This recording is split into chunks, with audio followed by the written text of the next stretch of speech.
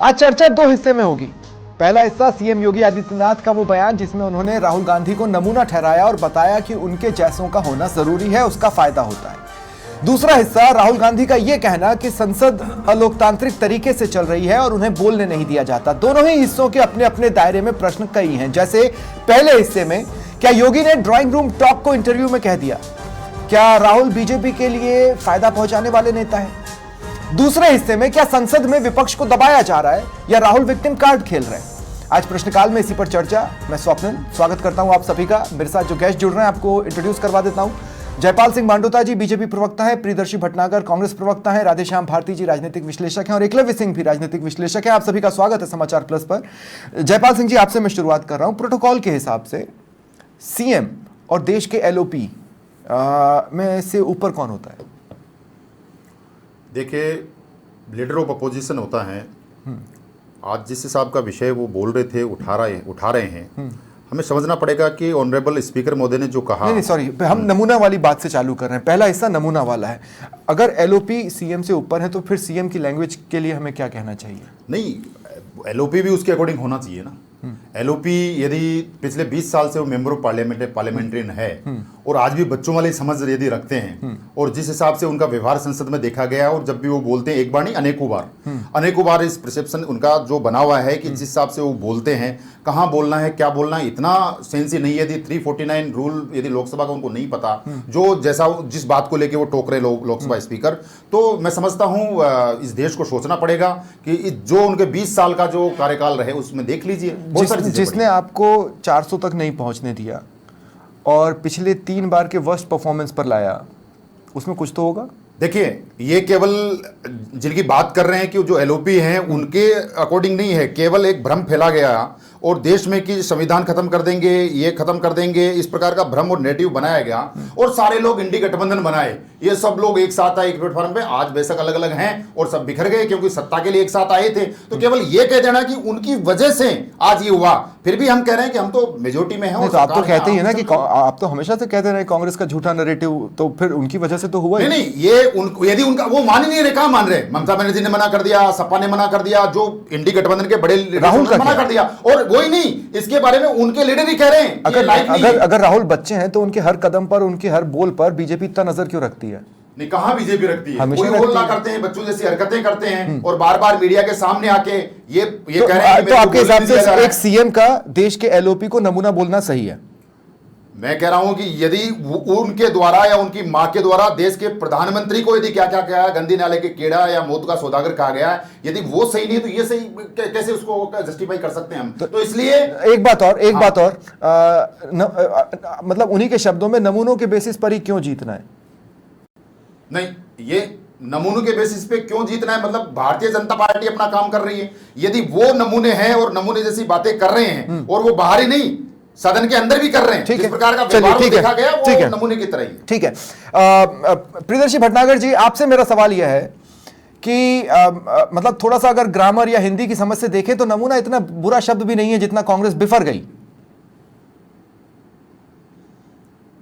जी, मैं यही स्टेटमेंट दे रहा हूं आपको कि नमूना इतना बुरा शब्द नहीं है जो कांग्रेस बिफर जाए।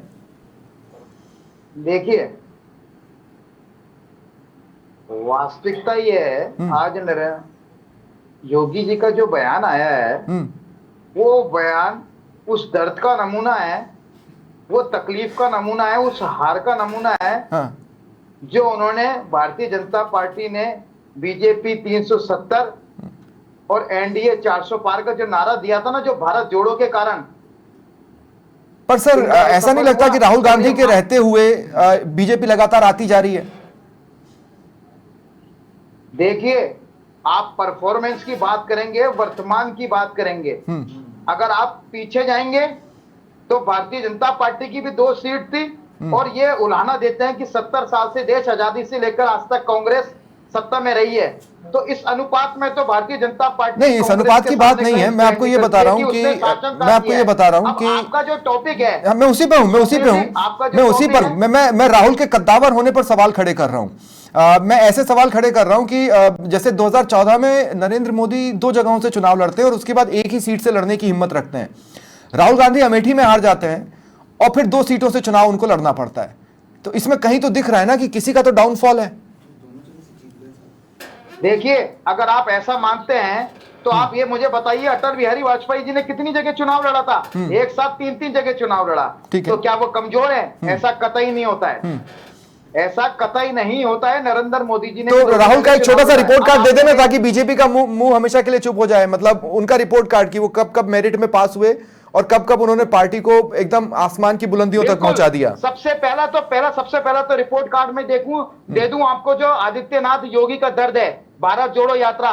भारत जोड़ो यात्रा का सबसे बड़ा जीवंत उदाहरण है कि उन्होंने 4000 किलोमीटर पैदल चल जहां से निकली उसमें से 50% जगहों पर आप हार गए। उसके कारण आज 10 साल बाद सदन के अंदर नेता प्रतिपक्ष है। इनको सबसे बड़ा दर्द ये है, ठीक है, चाहते थे कि विपक्ष देश से खत्म हो जाए, संविधान खत्म हो जाए। मैं छोटा छोटा इसलिए रख रहा हूं सर, मैं छोटा छोटा इसलिए रख रहा हूं क्योंकि चारों के मैं एक एक कमेंट्स लूंगा और फिर मेरे को दूसरा सेक्शन भी पकड़ना है। इसलिए राधेश्याम जी, आपसे मेरा एक छोटा सा सवाल है, क्या राहुल गांधी के होने का फायदा बीजेपी को मिलता है?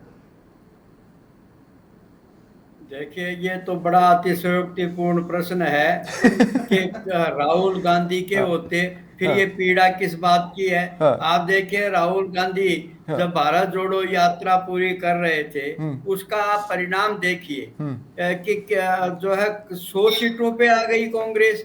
अब उनके लिए इस तरह के ये शब्द, जबकि वो नेता प्रतिपक्ष हैं, उनके लिए इस तरह के शब्द, ये भारतीय लोकतंत्र के लिए सचमुच मजाक जैसी बात लग रही है। यानी कहीं परिपक्वता नहीं है। योगी जी वो उत्तर प्रदेश के मुख्यमंत्री हैं। उत्तर प्रदेश में आप देखिए क्या रहा, लोकसभा में उत्तर प्रदेश का क्या परिणाम रहा, आपके सामने है। फिर योगी जी के राहुल गांधी को इस तरह की बातें कहते हैं। देखिए, ये मेरी समझ में तो कोई ठीक नहीं है। और जहां तक देखे राहुल गांधी का प्रश्न है, अब राहुल गांधी नेता प्रतिपक्ष हैं तो उनका सबको सम्मान करना चाहिए, जिस तरह हमें प्रधानमंत्री जी का सम्मान करना चाहिए, गृह मंत्री जी का सम्मान करना चाहिए। यानी वहां कांग्रेस। लेकिन सर राधेश्याम जी, मैं एक बात ये कह रहा हूं कि अपने देश में एक चीज ये भी है कि हम जिस किसी का भी सम्मान करते हैं, या तो बिना किसी कारण के या बहुत सारे कारण के, राहुल गांधी कहीं बीच की श्रेणी में आ रहे हैं मेरे हिसाब से अभी फिलहाल। देखिए, राहुल गांधी का जिस तरह से उनकी भारत जोड़ो यात्रा के चलते जो ग्राफ बढ़ा था उनकी लोकप्रियता का, वो राज्यों में घटा। अब राज्यों के कारण रहे हैं। निश्चित रूप से राहुल गांधी राज्यों में कोऑर्डिनेट नहीं कर पाए अपनी पार्टी को, और ऐसी जो है रणनीति तैयार नहीं कर पाए कि उससे कांग्रेस जो है वो बीजेपी को डिफीट दे पाती। पर ये बात भी तो उनके कैलिबर को ही दिखाती है ना राधेश्याम जी, ये बात भी तो राहुल गांधी के कैलिबर को ही दिखाती है। नहीं, देखिए, एक राष्ट्रीय राजनीति में जो राष्ट्रीय नेता है वो अपने पूरे देश की उसको लेकर के चलता है। स्वप्निल जी, अब यहाँ राजस्थान में 2 धड़े बने हुए थे, बताइए केंद्र का नेता क्या करे। अब वो तो यहाँ भारतीय जनता पार्टी को भी फेस करना पड़ा था। क्या यहाँ वसुंधरा जी जो है वो इसके साथ उनकी ट्यूनिंग ठीक हो सकी? क्या आप बताइए। अब नया मुख्यमंत्री बनाया गया इसके चलते। यानी देखिए, प्रदेश की जो राजनीति है वो प्रदेश के हिसाब से चलती है। राष्ट्रीय राजनीति में जो भूमिका पिछले लोकसभा चुनाव में राहुल गांधी की देखी गई, उस पे किसी तरह की शंका करना ठीक नहीं। ठीक है राधेश्याम जी, मैं आगे भी आपके पास आऊंगा। एकलव्य, मेरा सवाल एक बार फिर मैं थोड़ा सा स्पेसिफिक रखने वाला हूं। जो नैरेटिव 2024 में बना वो बीजेपी के कुछ चेहरों के बयानों की वजह से बन गया, वो कोई ऑटोमेटिक रणनीति का नतीजा नहीं थी। उस पर रणनीति फिट की गई और वो आसानी से चल निकली। राहुल गांधी की मैच्योरिटी पर एक वक्त था जब काफी सवाल उठते थे, और उसके बाद ये भी सच है कि वो जिस तरह के बयान कभी कभी दे देते हैं वो कंट्रोवर्सी में आ जाते हैं। क्या ये नमूने की श्रेणी में आता है? देखिए स्वप्निल जी, आपके डिबेट का जो पैटर्न है उसमें मुझे एक बड़ी अच्छी चीज़ मिलती है कि आप हमें भी अवसर देते हो कभी कभी सवाल पूछने के लिए। तो आपने आज का जब शो शुरू करा तो आपने जब सबसे पहला सवाल जो आपने पूछा वो सवाल ये था कि एक मुख्यमंत्री का कद ज़्यादा बड़ा होता है प्रोटोकॉल में या देश के एलओपी का। मैं आपसे पूछना चाहता हूँ कि देश के एक साधारण एमपी का कद ज़्यादा बड़ा होता है या प्रधानमंत्री का कद ज़्यादा बड़ा होता है? बताइए ना मुझे। ये तो सब जाहिर स्पष्ट है ना ये तो। तो राहुल गांधी जी जब ना कांग्रेस के अध्यक्ष थे और ना इस देश के एलओपी थे, उनका एक स्टेटमेंट बता रहा हूं आपको कि ये जो मोदी है ना, ये जब बाहर निकलेगा ना, इस देश के युवा इसे डंडा मार के ऐसा सबक सिखाएंगे कि ये बाहर निकलने लायक नहीं रहेगा। तो स्वप्निल जी, सबसे पहले तो अपन ये छोड़ देते हैं कि भाषा इस देश में, राजनीति में लोगों ने भाषा की मर्यादा दोनों ही तरफ से कितनी निभाई है और कितनी निभाई है, उसको छोड़ देते हैं। अब आ जाते हैं माननीय मुख्यमंत्री जी जो हैं उत्तर प्रदेश के, माननीय महाराज जी, वो उन्होंने देखिए जो बात कही है, उन्होंने एक तरह से मैं आपको बताऊं कि तथ्यों और आंकड़ों के आधार पर कही है, ठीक है, और उसका तर्क भी दिया है। देखिए, फैक्ट यह है कि भाजपा का जो 2014, 2015 और 2014, 2024 और 2019 इन तीनों ही बार जो भाजपा का प्रदर्शन रहा है, इसमें जो वर्स्ट परफॉर्मेंस रहा है वो 2024 में रहा है। ठीक है, जब वो 240 पे आ गए। क्या इससे खराब परफॉर्मेंस या सॉरी इससे अच्छा परफॉर्मेंस भाजपा कभी भी अपने इतिहास में कर पाई है? नहीं कर पाई। क्यों नहीं कर पाई? क्योंकि उन सभी समय में राहुल गांधी जी कांग्रेस का नेतृत्व नहीं कर रहे। नहीं, आप सुनिए, उन्होंने एक कंप्लीट तो करने दे, 10 सेकंड दो आप मुझे। उन्होंने इसका एक तर्क भी दिया कि भाजपा को जो फायदा पहुंचाने की बात है, उन्होंने उसका क्या तर्क दिया कि एक नेता है जो दूसरी साइड के नेता हैं, वो क्या करते हैं कि जब दक्षिण भारत में जाते हैं तो वो उत्तर भारत के बारे में गलत बोलते हैं, जब वो उत्तर भारत में रहते हैं तो दक्षिण भारत के बारे में गलत बोलते हैं, जब वो विदेश में जाते हैं तो भारत के बारे में गलत बोलते हैं। तो अब यदि कोई ऐसा करेगा स्वप्निल जी, तो इससे फायदा जो दूसरे पक्ष की पार्टी है उसी को होगा ना। ठीक है, वही हुआ है। ठीक है, अब एक छोटा सा सवाल ये कि कई बार क्या होता है ना कि आप अपने विरोधी को खुद चुनते हैं, जरूरी नहीं है कि कोई विरोधी ऑटोमेटिक खड़ा हो जाए, कुछ बार ऐसे भी आते हैं। Rahul Gandhi right from the day one, जिस दिन उन्होंने पॉलिटिक्स में रखा था, वो बीजेपी के निशाने पर तब से हैं और लगातार हैं। क्या बीजेपी भी इस बात की जिम्मेदार है कि वो राहुल गांधी को कद दे रही है? देखिए, मैं समझता हूँ, देखिए एक तो इस बात को मानना पड़ेगा कि ओवर द इयर्स, मतलब पिछले 10-20 वर्ष में जो भी राहुल गांधी जी का संघर्ष रहा है, मैं पर्सनली व्यक्तिगत तौर पे समझता हूँ कि उनकी राजनीतिक समझ और सूझबूझ जो है वो बड़ी है। वो मतलब जैसे आज कई लोग उनका कंपैरिजन जब कांग्रेस के दूसरे लीडर्स जैसे माननीय प्रियंका गांधी जी वगैरह से करते हैं, मैं समझता हूँ कि राहुल गांधी जी की उनकी समझ बहुत बेटर है आज की डेट में, जो आज से 10 या 20 वर्ष पहले रही होगी। परंतु समस्या क्या है स्वप्निल जी, जो अगेन मैं जो अपना विश्लेषण कर सकता हूँ, उनकी जो एक पर्टिकुलर कॉटरी है जिसके इर्द गिर्द, जो उनके इर्द गिर्द जो लोग रहते हैं, वो उनको सलाहकार दल की बात कर रहे हैं। बिल्कुल, मतलब तो वो मैं समझता हूँ कि राहुल गांधी जी को अपना विजन इंप्लीमेंट करने में कहीं ना कहीं प्रॉब्लम आती है। जैसे अपने राजस्थान की बात ले लें, एक छोटा सा एग्जाम्पल दे दूं, मैं सेकंड इससे पे आ जाता हूं, तो समय बहुत 10 सेकंड का एग्जाम्पल दे दूं अपने राजस्थान के कॉन्टेक्स्ट में। मैं समझता हूं कि Rahul Gandhi ji had a very clear frame of mind कि वो यहाँ पे सचिन पायलट जी को मुख्यमंत्री के तौर पे स्थापित करना चाहते थे, परंतु जो भी उनके इर्द गिर्द हुआ और यहाँ की जो लोकल फैक्टर्स रहे, उसकी वजह से वो उस विजन को डिलीवर नहीं कर पाए, जिसका कांग्रेस को नुकसान। अब प्रियदर्शी जी, मैं दूसरे हिस्से पे आ रहा हूं, ये नमूने वाले पर हमने बात कर ली है, अब मैं आ रहा हूं उस बात पर कि क्या संसद में राहुल को बोलने नहीं दिया जा रहा। प्रियदर्शी जी, मेरा सवाल आपसे है कि क्या कांग्रेस विक्टिम कार्ड खेल रही है? क्योंकि मुझे बहुत अच्छे से याद आता है, जब भी सत्र होता है, हमारा माइक बंद कर दिया गया, हमारे साथ ये हो गया, हमारे साथ वो हो गया, हमारे साथ इतना बुरा हो रहा है, ये सब विक्टिम कार्ड में आता है। क्या कांग्रेस विक्टिम कार्ड खेल रही है? देखिए, अगर आप इसको विक्टिम कार्ड कहेंगे तो जब सभापति सदन में रोते हैं उसको क्या कहेंगे? नरेंद्र मोदी जी कहते हैं जब रोते हैं सभाओं के बीच में कि मुझे गाली दी जाती है, उसको क्या कहेंगे? अब ये तो आपका जवाब हुआ। अब मैं आपको इस घटनाक्रम के बारे में, मैं जो मेरी कांग्रेस पार्टी का जो राय है वो आपको बता रहा हूं। माननीय सभापति ओम बिरला जी ने राहुल गांधी जी के लिए कोई अपना वक्तव्य कहा, कोई सजेशन दिया, उनके बारे में कोई बात कहे, कोई आरोप लगाए, तो क्या जिसके बारे में बात करी है वो नेता प्रतिपक्ष है, तो क्या उसको अपनी, वो अगर बात कहने के लिए, अपनी सफाई देने के लिए खड़ा होता है, तो क्या उसको आप सफाई देने से आप रोक देंगे? ये संविधान के तहत है, ये संविधान के विपरीत है, संविधान का हनन है। दूसरी चीज, राहुल गांधी जी ने यह बोला कि मैं जैसे ही बोलने को खड़ा हुआ उन्होंने सदन को स्थगित कर दिया। उसके अलावा वो ये कह रहे थे कि माननीय नरेंद्र मोदी जी ने महाकुंभ के बारे में बोला, मैं उसकी तारीफ करना चाहता था, समर्थन करना चाहता था, मुझे बोलने नहीं, 2 सेकंड। महाकुंभ की तारीफ वो किसी दिन ट्वीट के जरिए भी कर सकते थे, उन्होंने की नहीं। अगर वो करने ही चाह रहे थे तो वो कभी भी कर सकते है। हैं। क्यों नहीं? नेता प्रतिपक्ष है, अगर उनके प्रधानमंत्री जी को लोकतंत्र की भाषण हड्डियां हो देते हैं, जाती अभी क्या? भाषण देते हैं तो उनका अधिकार है कि वो उसके संदर्भ में अपनी बात कहें। और अगर उनको सदन में टाइम मिल जाता तो वो क्या करते? जो लोग मरे उनको आपने नहीं, श्रद्धांजलि दी क्या? जो लोग मरे, जो लोग जो गिरे। युवा गए थे वहां, जिनकी नरेंद्र मोदी जी ने बात करी थी। पर राहुल गांधी तो तारीफ करने वाले थे ना सर, आप उनका कमियां क्यों निकाल रहे अधिकार हैं? पर राहुल गांधी तो तारीफ करने वाले थे, आप कमियां क्यों निकाल रहे हैं? आप मेरी बात सुनिए। हाँ। वो अगर किसी चीज का समर्थन करेंगे तो क्या विपक्ष का ये दायित्व नहीं है क्या कि वो सरकार से जनता के प्रश्न पूछे, जनता के हित की नहीं, बात पर करे? दो सेकंड प्रियदर्शी भाई, थोड़ा सा तीखा सवाल ले रहा हूं। हाँ, थोड़ा सा एक तीखा सवाल ले रहा हूं, उसके बाद मैं जयपाल जी के पास जाऊंगा। सवाल मेरा ये है कि अगर उनको मान लीजिए समय दे देते तो क्या भरोसा था कि वो अपनी सीट से उठकर किसी और को जादू की झप्पी देने नहीं चले जाते?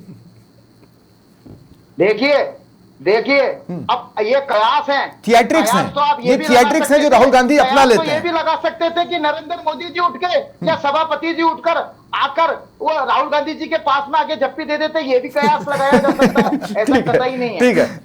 ठीक है। जयपाल सिंह मंडोता जी, अब आपसे मेरा सवाल है कि क्या विपक्ष को दबाया जा रहा है कॉन्स्टेंटली? हर बार आसानी से विपक्ष ये बताने में सफल रहता है कि हमें या तो बोलने नहीं दिया गया या हमारे साथ ऐसा हो गया, हमारे साथ वैसा हो गया। देखिए स्वप्निल भाई, सब चीज़ों की एक प्रोसेस होती है, लोकसभा की भी एक प्रोसेस होती है कि सेशन शुरू होने से पहले जो भी सत्ता पक्ष और प्रतिपक्ष है वो आपस में बैठकर सारे तय करते हैं कि कौन कब बोलेगा। ये सारी चीज़ें पहले से तय हो जाती है। अब जो सवाल है कि वो क्यों बंद कर दिया, किस लिए बंद कर दिया, इसी सदन में राहुल गांधी जी लगभग 35-45 मिनट बोले, किसने बंद कर दिया? आज जो आरोप लगा रहे हैं, वो तो उनको समय मिला था। हाँ, एलओपी के तौर पे वो बीच में कुछ जोड़ना चाहते हैं। एलओपी है। नहीं, 2 सेकंड, एलओपी होने के नाते अगर वो बीच में भी कुछ जोड़ना चाहते हैं तो संविधान के अनुसार वो जोड़ सकते हैं।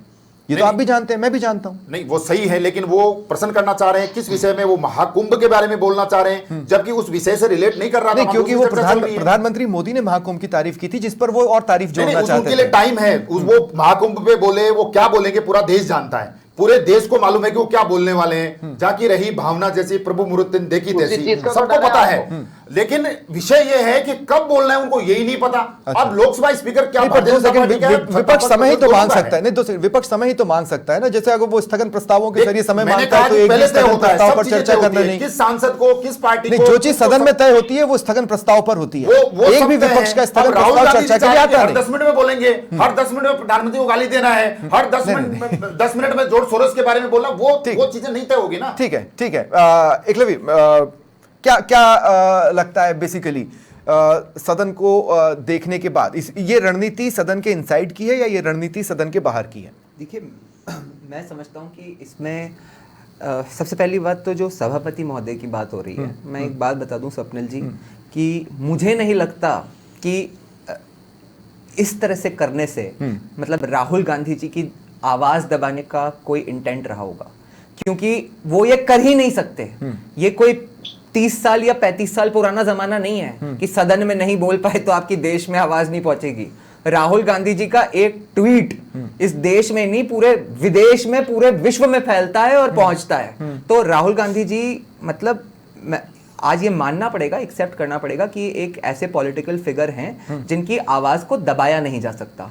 परंतु ये जो राहुल गांधी जी का स्टेटमेंट है कि मुझे कहने नहीं दिया जाता, मुझे बोलने नहीं दिया जाता, इसमें एक जो कांग्रेस काफी समय से जो कि अनसक्सेसफुल स्ट्रैटेजी लेके चली है कि जो उनकी माता जी ने 2002 में ही बता दी थी एक तरह से कि मौत के सौदागर हैं, और जो मौत के सौदागर हैं जब 2014 में आए वो लोग टंटर की हटिया कर रहे हैं, तो वो उसी को बस मतलब एक तरह से स्टैब्लिश करने की एक तरह से कोशिश है कि लोकतंत्र में विपक्ष की आवाज दबाई जाती है। ये मैसेज कन्वे करना है। राहुल स्ट्रेटेजिकली राहुल गांधी को बोलने दो, उसमें होता यह है कि एकाध इशू ऐसा निकल आता है जिस पर डिबेट्स हो जाती हैं। बिल्कुल बिल्कुल। तो उसका बेनिफिट विपक्ष को भी मिलता है और सत्ता पक्ष को भी मिलता है। देखिए, मैं तो देखिए स्वप्निल जी, अगर आप मेरी व्यक्तिगत तौर पे बात करेंगे तो जैसा कि माननीय महाराज जी ने भी बताया, राहुल गांधी जी को अवसर दिया जाना भाजपा के ही पक्ष में बहुत जरूरी है। तो राहुल गांधी जी की आवाज तो कभी दबानी नहीं चाहिए। ठीक है। राधेश्याम भारती जी, मेरा अंतिम सवाल है,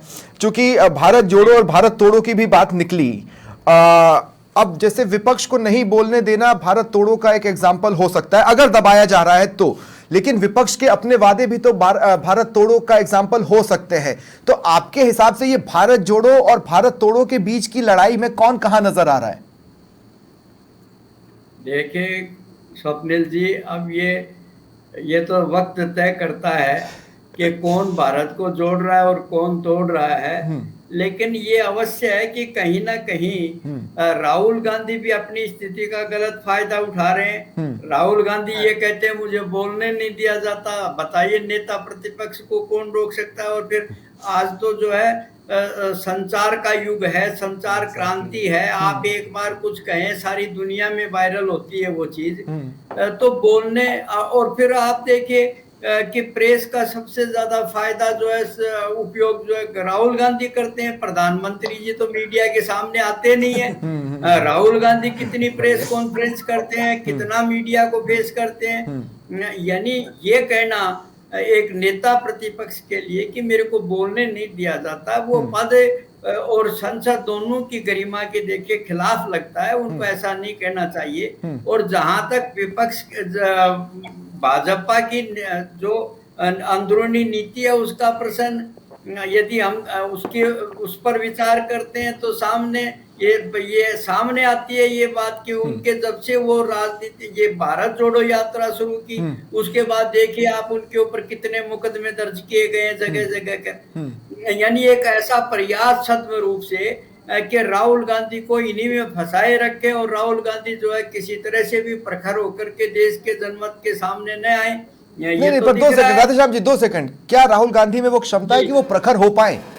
क्योंकि अभी तक उन्होंने ऐसे कोई चुनाव किसी इलाके में जिताया नहीं है जिसको उनके रेपर्टोयर में जोड़ा जाए कि ये है राहुल गांधी की काबिलियत। देखिए आप सब ने देखा, पूरे देश दुनिया ने देखा, जब भारत जोड़ो यात्रा राहुल गांधी कर रहे थे किस तरह से रोज जो है मीडिया को वो जो उनको फेस करते थे कि रोज प्रेस कॉन्फ्रेंस होती थी। यदि उनमें कैलिबर नहीं है और ये सब पाखंड था, झूठ था, तो फिर हमारे प्रधानमंत्री जी क्यों वंचित रह जाते हैं? वो मन की बात करते हैं, जनता क्या कहती है उसको तो कभी सुनते नहीं है। तो वो भी इस तरह से मीडिया के सामने। 2 सेकंड, इसमें एक सवाल मैं और लूंगा, उसके बाद मैं ये खत्म करूंगा। एकलव्य, मैं भी पूछना चाहता हूं, ये बार बार ये बात होती है कि प्रधानमंत्री पीसी क्यों नहीं करते या प्रधानमंत्री इंटरव्यूज क्यों नहीं देते हैं। इंटरव्यू से ज्यादा इंपॉर्टेंट बात यह है कि प्रधानमंत्री मीडिया को फेस क्यों नहीं कर रहे हैं, प्रेस कॉन्फ्रेंस क्यों नहीं कर रहे हैं। क्या ये इतना बड़ा इशू है? ये मैं इसलिए पूछ रहा हूं क्योंकि ये तो सरकार के ऊपर है। सरकार की तरफ से रोज पीसी तो हो ही नहीं है। देखिए, हर जो लीडर होता है वो जनता से संवाद करने का अपना एक तरीका और एक स्ट्रैटेजी तय करता है। और मैं समझता हूं कि शायद खास करके जहां पे इतना ज्यादा डिवीजन हो, जहां पे कि एक एजेंडा ड्रिवन जर्नलिज्म भी एक एस्पेक्ट हो, ठीक है, तो उसमें एक तरह से ऐसी चीजों को फेस करके जिससे कि मतलब कोई फायदा नहीं है, टाइम वेस्ट है, अपना ड्राइव ही नहीं कर सकते। तो मैं समझता हूं कि वो एक स्ट्रैटेजी है। लेकिन एक लास्ट में आपको एक बात कहना चाहूंगा स्वप्निल जी कि अभी राकेश टिकैत ने एक बात कही थी, आपको पता है, कुछ ही दिन पहले, कि भारत जोड़ो यात्रा की जो फंडिंग थी ना, भारत जोड़ो यात्रा 2 की, वो अमित शाह ने करी थी। I will not be surprised अगर ये सच हो तो, जैसा कि योगी जी ने बताया। ठीक है, चलिए, बहुत बहुत शुक्रिया आप सभी का मेरे साथ जुड़ने के लिए, इस चर्चा में शामिल होने के लिए। फिलहाल इतना ही, नमस्कार।